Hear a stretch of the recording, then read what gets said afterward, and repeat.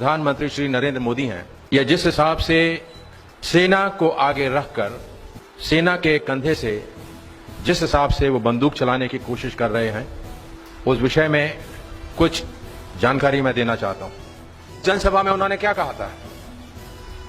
उन्होंने लोगों से क्या प्रश्न पूछे थे? उन्होंने पूछा था, भाइयों बहनों, मैंने घर के अंदर घुस के मारा, आपको अच्छा लगा ना? आपको पसंद आया ना? आपका सीना चौड़ा हुआ ना? आपका माथा गर्व से ऊंचा हुआ ना? यह प्रश्न मोदी जी ने हमारे छत्तीसगढ़ की जनता से पूछे थे। इसी प्रकार के प्रश्न पाकिस्तान में मसूद अजहर, कौन सा मसूद अजहर? जिसको श्री अजीत डोभाल ने कांधार हाईजैक के बाद खुद उन्हें छोड़ने के लिए गए थे, जो आज हमारे राष्ट्रीय सुरक्षा सलाहकार हैं।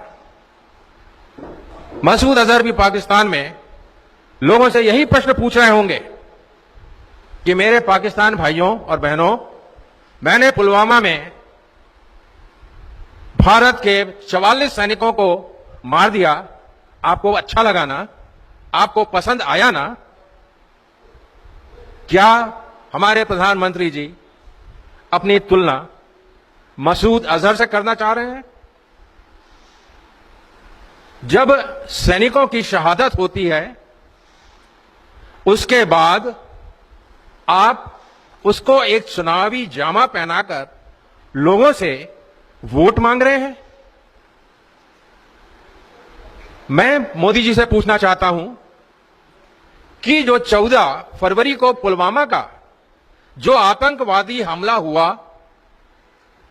आप उस हमले की जानकारी देश को क्यों नहीं दे रहे हैं? 8 फरवरी को जब सीआरपीएफ ने एक लिखित में वार्निंग जारी की थी और उसमें लिखा था कि सुरक्षा बलों के ऊपर आईडी का हमला हो सकता है, इसको केंद्र सरकार के गृह मंत्रालय ने क्यों नजरअंदाज किया? दूसरी चीज, सीआरपीएफ ने गृह मंत्रालय से मांग करी थी कि हमारे जो 2547 जवानों को जम्मू से श्रीनगर जाना है, उसके लिए उन्हें हवाई जहाज और हेलीकॉप्टर की आप मुहैया कराइए। वो क्यों नकारा गया राजनाथ सिंह जी द्वारा? तीसरा, जो एनआईए ने कहा है कि 14 फरवरी के हमले में 300 केजी एक्सप्लोजिव था, जिसमें जिलेटिन और आरडीएक्स शामिल था, ये सिविलियन गाड़ी किस हिसाब से सुरक्षा बल सीआरपीएफ के कॉन्वॉय के बीच में पहुंच गई? उसको उन्होंने फॉलो किया और उस गाड़ी के पास उन्होंने धमाका किया जो बुलेट प्रूफ नहीं थी। क्या ये जानकारी हमारे प्रधानमंत्री महोदय जी, जो प्रधान सेवक हैं, प्रधान चौकीदार हैं, क्या इस चौकीदारी में उनसे कहीं चूक हुई है? तो वो हमें क्यों नहीं बता रहे हैं? अभी राजनाथ सिंह जी ने, अमित शाह जी ने अभी परसों जब आए थे, उन्होंने क्या कहा? छत्तीसगढ़ शासन से, हमारे मुख्यमंत्री से क्या बोला कि आप जो हादसा अभी हुआ है जिसमें माननीय हमारे विधायक भाजपा के शहीद हो गए, भगवान उनकी आत्मा को शांति दे, उनके परिवार को ये ताकत दे। हमारी सरकार ने, हमारे मुख्यमंत्री ने फौरन जांच के आदेश कर दिए। मैं प्रधानमंत्री जी से एक सैनिक होने के नाते, एक कांग्रेस का कार्यकर्ता होने के नाते, एक छत्तीसगढ़ का मूल निवासी होने के नाते मैं पूछना चाहता हूं कि आप देश को क्यों नहीं बता रहे हैं कि आपसे चूक कहां हुई, क्यों हुई? इसके जिम्मेदारी किसके पास है? इसके जिम्मेदार कौन है? आपने पुलवामा से बालाकोट स्ट्राइक करी, हमें गर्व है कि भारतीय वायुसेना ने वहां स्ट्राइक करी, आतंकवादी के कैंप को तहस-नहस किया, और भारतीय सेना ने हमेशा विषम परिस्थितियों में जो काम किया है, इसी कारण से आज हमारा देश अखंड है। दुनिया के बहुत सारे देश टूट गए हैं, जिसमें पाकिस्तान भी एक है, जिसको इंदिरा गांधी जी ने 1971 में सबसे बड़ी सर्जिकल स्ट्राइक करके ईस्ट पाकिस्तान को बांग्लादेश बना दिया था। मैं मोदी जी से प्रश्न कर रहा हूं, आप पुलवामा के शहीदों के खून पर आप वोट मांग रहे हैं? मोदी जी, वोट मैं भी दूंगा आपको। आप मुझे बताइए कि आपने पिछले 5 साल के कार्यकाल में आपने क्या काम किए? क्या आपने रोजगार दिए? क्या आपने किसानों की समस्याओं को दूर किया? क्या आपने महिलाओं के बलात्कारों को रोका? क्या आपने 15 लाख रुपए दिए? क्या आपने युवाओं को जो 2 करोड़ रोजगार थे आपने दिए? आपने कहा था नोटबंदी के बाद आतंकवाद समाप्त हो जाएगा। क्या समाप्त हुआ? मैं आपको बताना चाहूंगा कि 2018 में जो लाइन ऑफ कंट्रोल में हादसे हुए हैं, 2010 में हमारे सिर्फ 9 सैनिक लाइन ऑफ कंट्रोल में शहीद हुए थे। 2018 में यह संख्या बढ़ के 61 हो गई। 2010 में सिर्फ 169 लाइन ऑफ कंट्रोल में वायोलेशन हुए थे, जो 2018 में 1926 हो गए। मैं पूछना चाहता हूं, आपने आतंकवाद खत्म किया या आपने आतंकवाद को आगे बढ़ाया? अभी इमरान खान पाकिस्तान के प्रधानमंत्री ने क्या कहा कि हम चाहते हैं कि भारतीय जनता पार्टी हिंदुस्तान में फिर से शासन में आए। वो चाहते हैं कि नरेंद्र मोदी जी फिर से प्रधानमंत्री बने। जब एक देश का नागरिक सरकार से प्रश्न पूछता है, चाहे वो पुलवामा के ऊपर हो, चाहे बालाकोट के ऊपर हो, प्रश्न तो आपसे ही पूछे जाएंगे जो सत्ता में है। अगर आप सत्ता में हैं, आपको हमारे देशवासियों ने देश के ऊपर शासन करने के लिए, देश को मैनेज करने के लिए आपको वहां बैठाया है। और अगर आपसे देश मैनेज नहीं हो रहा है, आतंकवाद मैनेज नहीं हो रहा है, तो देशवासी तो आपसे ही सवाल पूछेंगे ना। और जब हम आपसे सवाल पूछते हैं, आप हमें देशद्रोही करार कर देते हैं। क्या सरकार से प्रश्न पूछना देशद्रोही का काम है? अगर ऐसी बात है तो प्रधानमंत्री जी आप बताइए। मेरे हिसाब से सबसे बड़े देशद्रोही तो आप हैं। वो क्यों?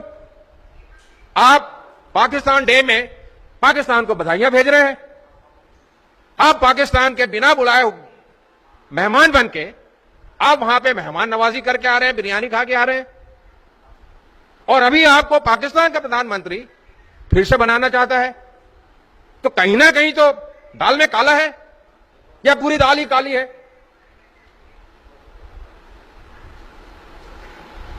अगर पुलवामा के ऊपर आपको वोट मांगना है, बिल्कुल हम देंगे। आप बताइए पुलवामा क्यों हुआ? आप इसका जवाब हमें देश को दे दीजिए। बलौद में प्रधानमंत्री जी ने यह भी कहा था, भाइयों बहनों, आपको मजबूत सरकार चाहिए। मजबूत सरकार तब होगी जब आपकी सेना मजबूत होगी, क्योंकि भारतीय सेना एक ऐसी संस्था है जो हिंदुस्तान की सरकार का सबसे तेज और हथियार और ब्रह्मास्त्र है। जब पूरा शासन के यंत्र और तंत्र और प्रशासन फेल हो जाता है, तब आप सेना को बुलाते हैं और सेना हर विषम परिस्थिति को उसको सम कर देती है। कोई एहसान नहीं करती, अपना फर्ज निभाती है, और फर्ज निभाती है जज्बे के साथ। अगर उस सेना के मजबूत, आप कह रहे हैं मजबूत सरकार, मजबूत सेना, तो मैं आपको बताना चाहूंगा, जनरल बीसी खंडूरी जो भारतीय जनता पार्टी में अटल बिहारी जी के मंत्री रहे, जिन्होंने क्वाड्रेंगल रोड्स बनाई, उत्तराखंड के मुख्यमंत्री रहे, मोदी जी ने उन्होंने खंडूरी जी को डिफेंस स्टैंडिंग कमेटी का चेयरमैन बनाया था।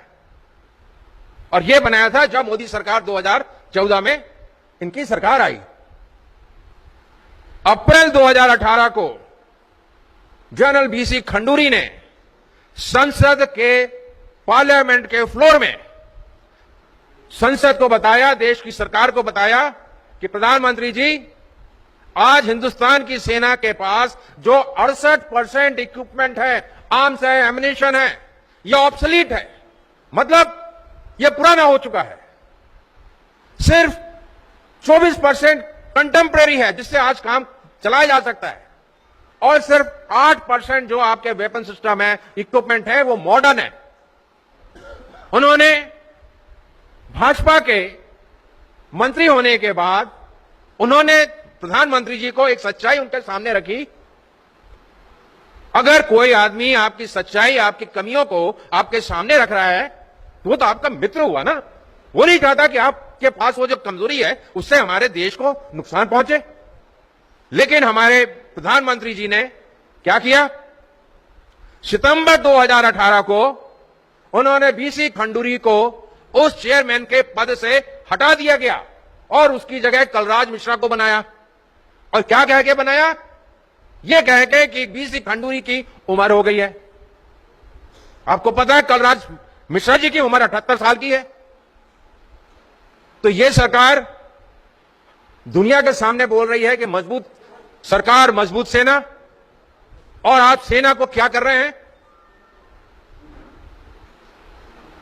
जब मोदी जी 15 जनवरी 2013 को जब इनको भारतीय जनता पार्टी ने घोषित किया था कि यह हमारे प्रधानमंत्री के चेहरा है, तब इन्होंने रेवाड़ी में 3 लाख पूर्व सैनिकों की जनसभा में कहा था कि हम देश को कहां से कहां पहुंचा देंगे।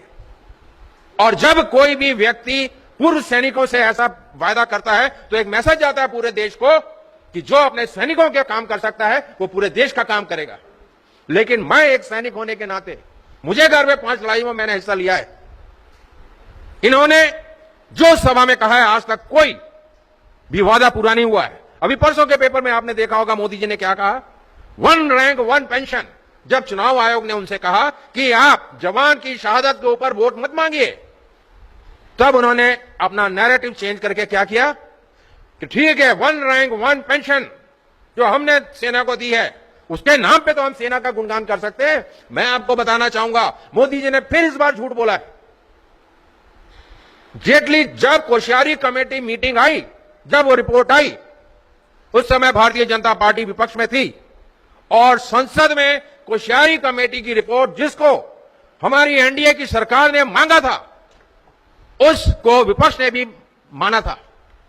लेकिन जैसी सरकार आई उन्होंने 1 रैंक 1 पेंशन की परिभाषा बदल डाली और ओआरओपी के नाम पे सिर्फ एक इंक्रीमेंट दिया है, 1 रैंक 1 पेंशन नहीं दी है। 1300 दिन हो गए हैं जंतर मंतर में पूर्व सैनिक धरने में बैठे हैं, लेकिन पिछले 1 महीने से उन्होंने इसको टेम्परेरी बंद किया है क्योंकि देश में जो यह पुलवामा अटैक हुआ तब वो नहीं चाहते थे पूर्व सैनिक कि लोगों का ध्यान हमारी तरफ बटे, क्योंकि उस समय देश का एक मुद्दा था।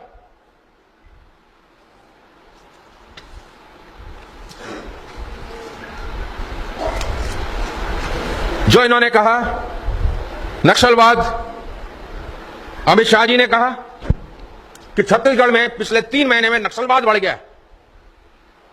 मैं पूछना चाहता हूं, आप 15 साल की कहानी को, जो 15 साल भारतीय जनता पार्टी के शासनकाल में, आपको पता है 2003 से लेकर 2018 तक सिर्फ बस्तर में 1078 सीआरपीएफ और सुरक्षा बल के जवान शहीद हुए हैं। मतलब हर 5वें दिन भारतीय जनता पार्टी की सरकार में एक जवान शहादत उसको मिली है।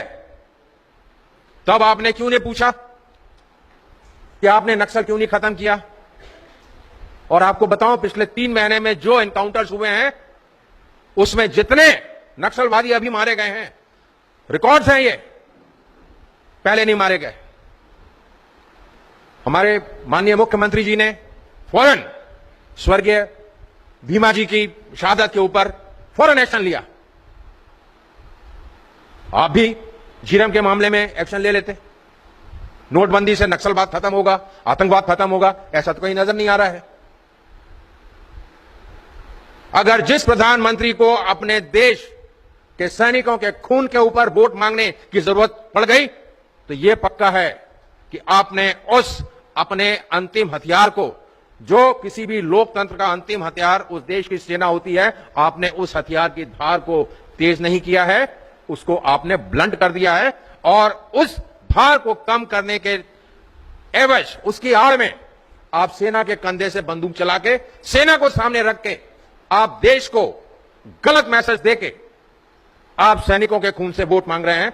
मैं इसकी घोर निंदा करता हूं और यह चिंतनीय विषय है।